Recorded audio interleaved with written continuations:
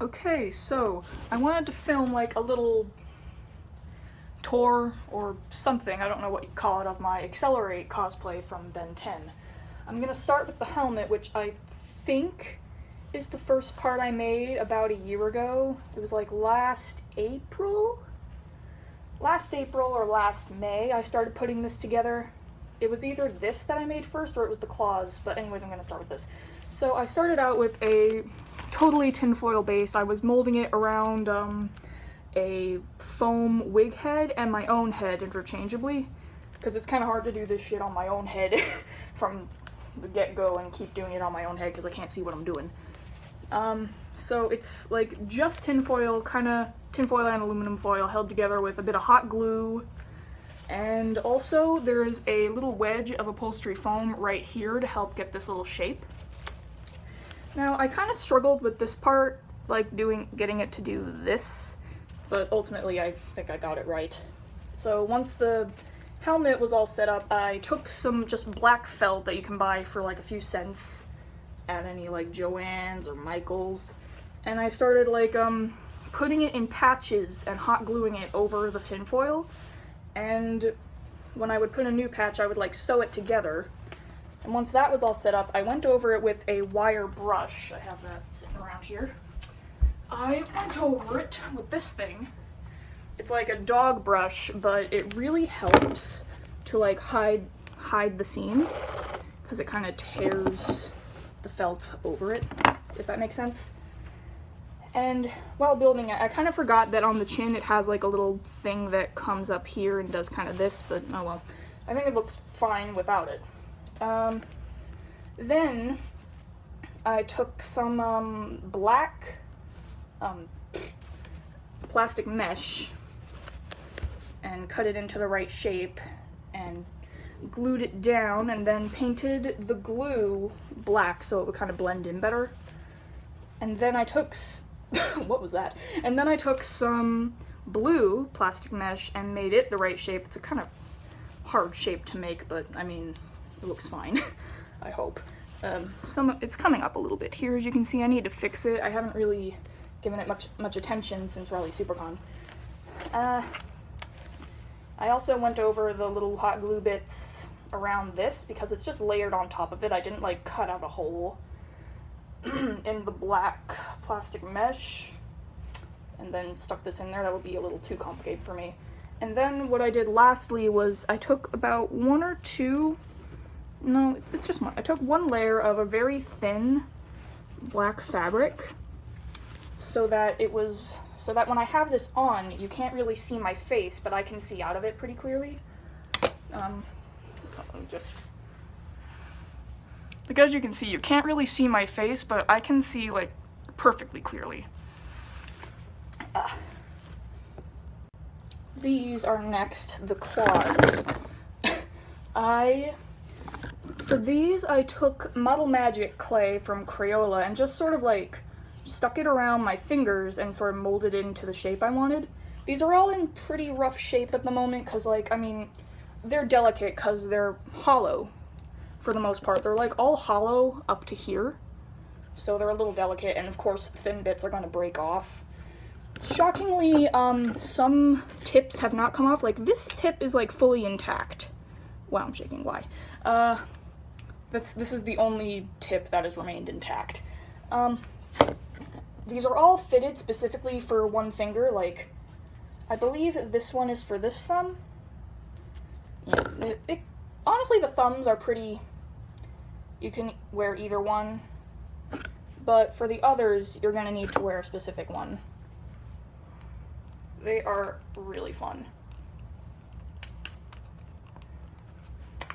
And for their little boo-boos, I used black sports tape to stick them back together or to cover cracks, like this one.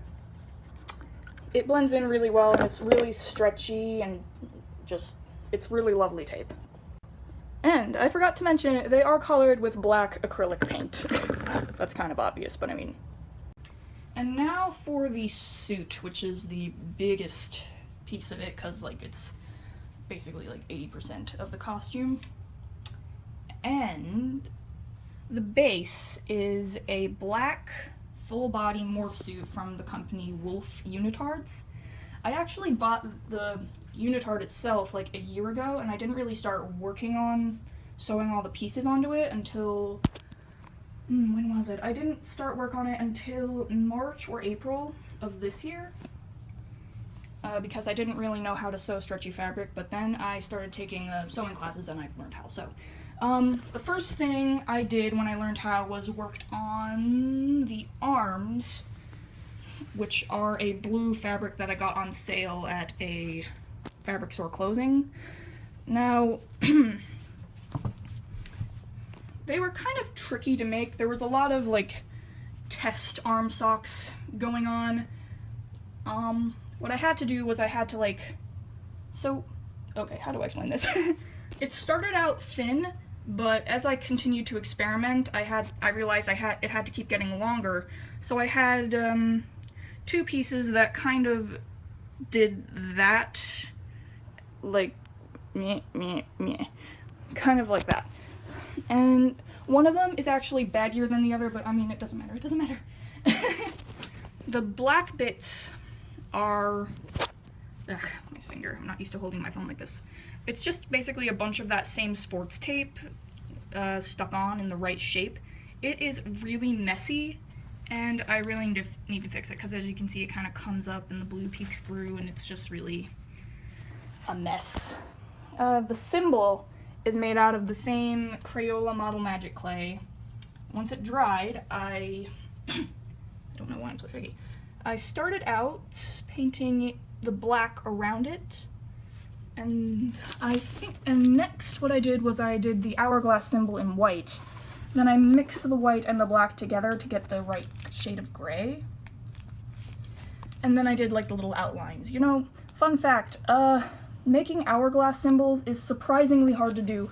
And now this white bit, I did the measurements and I cut it out in the shape that I wanted.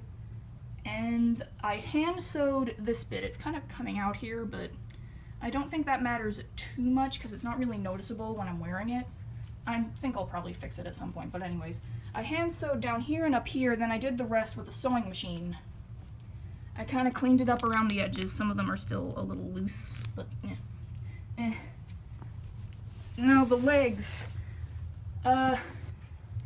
I did these by taking a pair of socks that I realized were like the perfect length for what I wanted, and I traced the socks and I cut out a couple pieces of this fabric.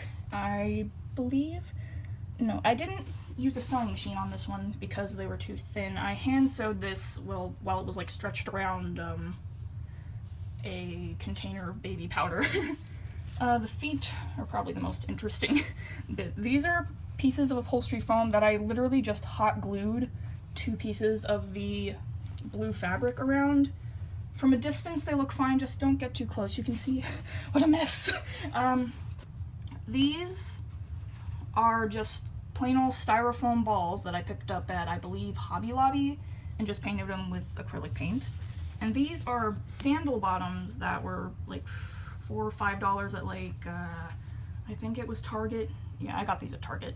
I just ripped out the sandal parts and I hot glued it to these. While I was actually wearing it, what I did was I put the suit on after I had sewn everything on it, and I just stomped on it while a ton of hot glue was on it. It hurt, yes, but you know, cosplay is pain. And this is actually a headband. This is both one headband that I've picked up at another Target. It's like really close to the color, which is why I wanted it. It's for like some security and also to like hide that. They're also attached to here. They're disgusting because I've worn these twice. They're both coming up a bit. Nope, this one's fine. This one has been the problem child. But, it can be hot glued easily. And the tail. The tail was the tail was the first thing I started working on when I learned how to sew stretchy fabric. So I cut out two long pieces of black fabric. Then I got 4 little strips of the blue with varying widths. There were actually 5 on the original XLR8, but I could not fit 5. Luckily, in the version of XLR8 from Omniverse, there are only 4 stripes. I sewed this all together on a sewing machine.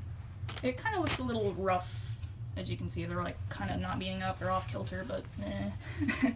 Then what I did was I took some wire, like 2 pieces of like thin wire, and I got very, very thin upholstery foam and hot glued it around the wire, and then shoved it inside here. You can kind of see the shape of the foam here because the stuffing that I put in afterwards didn't really reach. Fun fact, I feel like there also might be dead ants in there because I was working on, I was stuffing it on the kitchen counter, like the little island we have in the middle of the kitchen, and there were ants crawling around and they were getting in the stuffing, and I was like, oh, are there ants in my tail? There might be ants in here, I don't know. So with the wire, it's bendable. You can do this and this. It's kind of harder to bend once it gets up, but now we've created a mess. And the little spikes on the calves, I want to say, and the elbows are just craft foam that I've taken 2 pieces of and hot glued together. They're pretty but I didn't really have any other ideas, and they're just really lightweight and easy. And they don't look horrible, so, I mean, it's fine. These are the hardest because they get really bent up and dirty, as you can see, like, they're screwed. Oh, this one's doing fine. Whenever I say something is like, ugh, this is bad, one of them's always doing fine. And the hands, I chopped off these really early on because with the full finger, I couldn't fit my hands inside the claws, so cutting off some of it helped. And I just sort of had like your classic arm sock type style with the blue.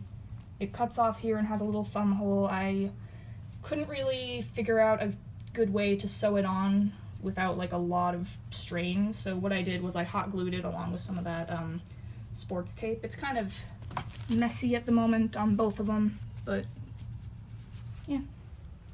I think it all worked out fine, and it's a lot of fun to wear, so I just wanted to make this little tour of sharing how I created it. Farewell.